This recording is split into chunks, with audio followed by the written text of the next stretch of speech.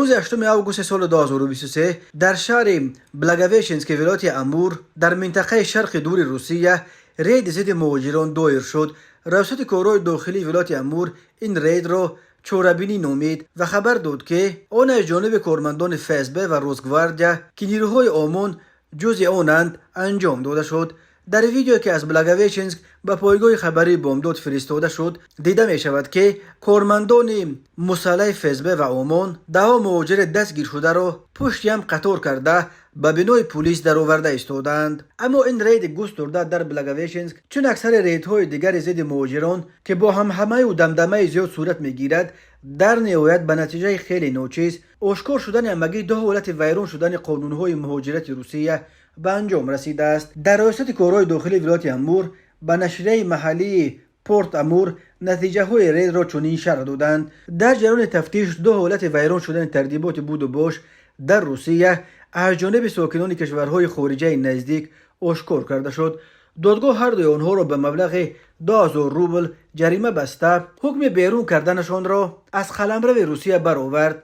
یکی از آنها روسیه را خودش مستقلانه تحت نظارت کارمندان پلیس ترک میکند. دومی را در بازداشتگاه مهاجران جای کردند و اجباراً از روسیه بیرون خواهند کرد. در ثبت ویدیویی لحظه بازپرسی یکی از این دو مهاجر اخراج شده که پلیس نشر کرد دیده می شود که او با زبان ازبکی حرف میزند و بازپرسی او با کمک ترجمان صورت میگیرد. رادیو آزادی روز 8 آگوست ویدیوی رید امان در یک خوابگاه مهاجران در شهر مسکو را نشر کرد.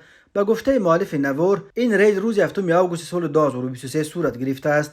در ویدیو دیده می شود که افسران پلیس صدها مهاجر بازداشت شده را در صحن اولی جمع آوردند و پیش از سوار کردن به 5 اتوبوس که برای بردن دستگیر شدگان با خود آوردند آنها را مجبور میکنند که هر کدامش دستهایش را به پشت سر گذاشته در همین حالت شینوخیز میکنند. به گفته مؤلف نوار هر کسی را که این تحقیر را تحمل نمی کند و نوز کارمندان پلیس را اجرا نمی کند با الکتروشوکر چنان میزنند که جا به جا به زمین میافتد. طی چند ماه آخر در گوشه های گوناگون روسیه ریدهای ضد مهاجران خیلی افزایش یافته است. قبلا وزیر کارهای داخلی دوستان نیکول و امبودسمن تاجیکستان از مقامات روسیه خواسته بودند که ضمن تفتیش حالتهای ویران شدن قاعده‌های بود و باش در کشورشان طبق قانون رفتار کرده حقوق مهاجران از تاجیکستان را پایمال نکنند. در دوشنبه بر اینند که در ریدهای اخیر از همه بیشتر مهاجران تاجیک آسیب دیدند.